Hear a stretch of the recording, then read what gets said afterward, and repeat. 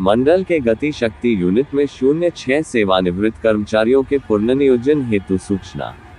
Varanasi state media संवाददाता।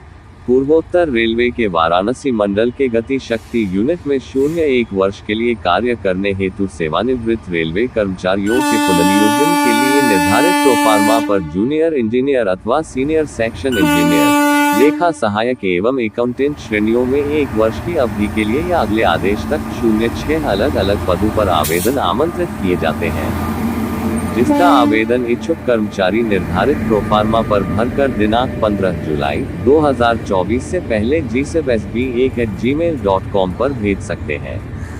Rail प्रशासन अपनी आवश्यकता के अनुसार रिक्तियां बढ़ाई या घटा सकता है। विभिन्न विभागों में रिक्तियां विवरण इस प्रकार है। इंजीनियरिंग विभाग के अंतर्गत जूनियर या सीनियर सेक्शन इंजीनियर ड्राइंग या पथवे के एक पद, इंजीनियर विद्युत, सिग्नल तथा यांत्रिक विभाग में जूनियर या सीनियर सेक्शन इंजीनियर के 1 पद, लेखा विभाग के अंतर्गत एसएसओ के 202 तथा लेखा सहायक के 101 पद पर चयन किया जाएगा। सेवानिवृत्त चयनित रेलवे कर्मचारियों को पुनः नियुक्त रेलवे कर्मचारी की आयु 1 जुलाई 2024 को या उससे पहले 65 वर्ष नहीं होनी चाहिए। कर्मचारी को भारतीय रेलवे से उसी विभाग से सेवानिवृत्त होना चाहिए जिसके लिए वह पुनः नियुक्ति के लिए आवेदन कर रहा है।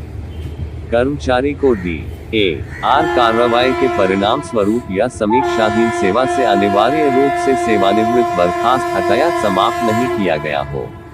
जो कर्मचारी सुरक्षा संबंधी सेवानिवृत्ति योजना सुरक्षा कर्मचारियों के लिए गारंटीशुदा रोजगार की उदारीकृत सक्रिय सेवानिवृत्ति योजना बड़े पैमाने पर के अंतर्गत कवर किए गए हैं, वे आवेदन करने के पात्र नहीं हैं।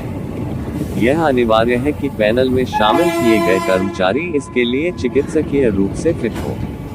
रेलवे चिकित्सा मानदंडों के अनुसार वे जिस श्रेणी के लिए आवेदन कर रहे हैं, आवश्यकतानुसार विभाग की श्रेणीवार पद का निर्धारण किया जाएगा।